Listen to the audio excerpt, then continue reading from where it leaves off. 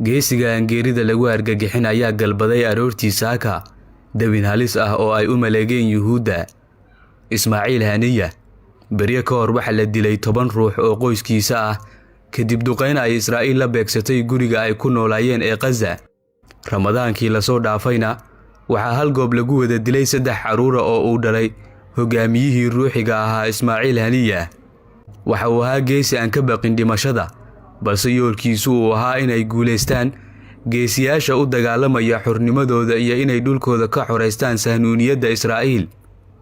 Ismaaciil Haniya markii hal goob lagu wada dilay 3diisa wiil ee uu dhalay Maxamed Haniya, Amiir Haniya iyo Hazaam Haniya waxa uu yiri dhiigga caruurtaydu kama qiimo badna dhiigga Falastiiniyiinta kale ee lagu dilay Gaza.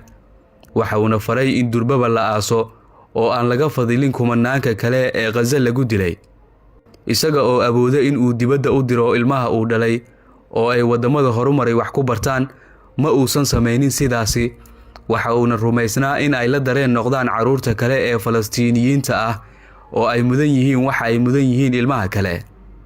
Ismaaciil waxa uu ku dhashay xerada qaxootiga ee Al-Shati ee ku taala Gaza sanadii 1963.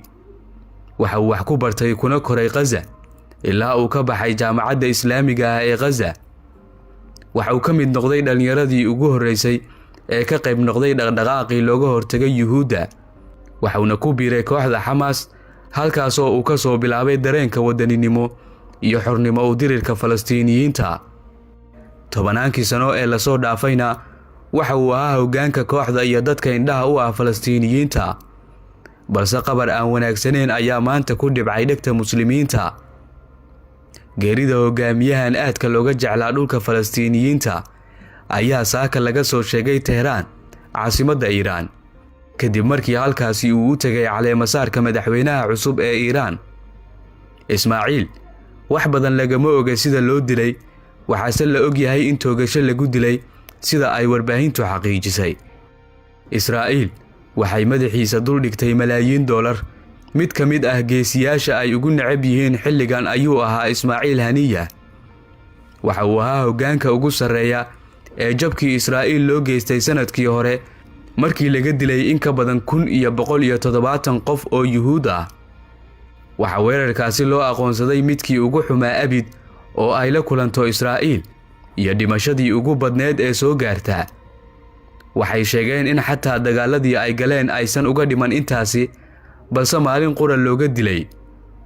wax la yaabo ma aha dilalka madaxda iyo hoggaanka Falastiin, mana aha markii ugu horeysay.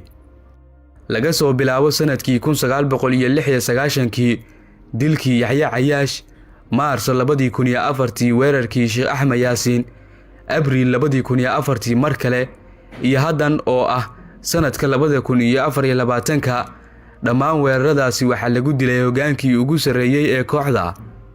Falastiin waxa ka ceeb ah in qofka ragga ah uu gogoshiisa ku dhinto.